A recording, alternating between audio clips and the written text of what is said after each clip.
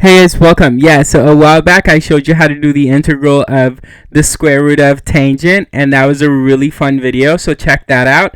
But yeah, in this video, we do the integral of the square root of cotangent. Now to start, let's make the substitution that x be equal to the square root of cotangent alpha, right?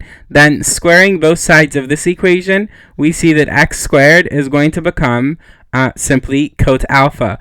And then taking the derivative on both sides of this, we see that 2x times dx on the left is going to equal negative cosecant squared alpha d alpha. This right hand side being the derivative of cot alpha, right?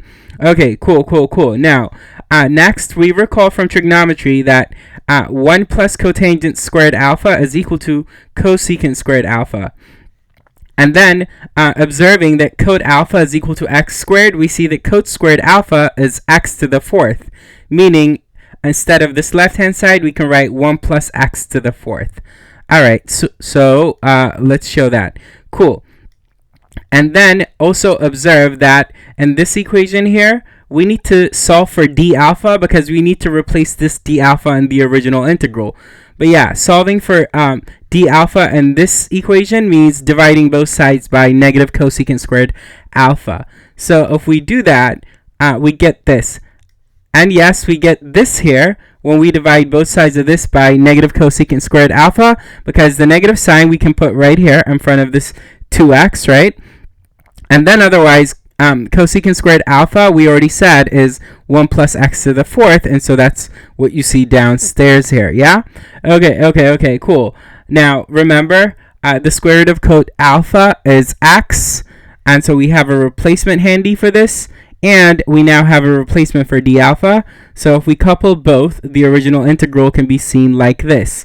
And of course, then we can multiply this x to the minus 2x here to see that what we have is the same as, well, this here, right? First, this here, and then if we take out the minus sign and put it in front of the integral, we get this here. Now, I want this because other than the minus sign, I already showed you how to do this integral. I believe it was Fun Challenging Integrals part 105 with this video in mind, yeah? So basically, I've showed you how to do this integral, and so I'm not going to show you how to do it in this video. That'd be silly. But yeah, you're using the result from the other video where we did the integral of 2x squared divided by 1 plus x to the fourth. We know that what we should write next should be this. In other words, if you turn this minus and this minus into a plus, you would know the integral of 2x squared divided by 1 plus x to the fourth dx.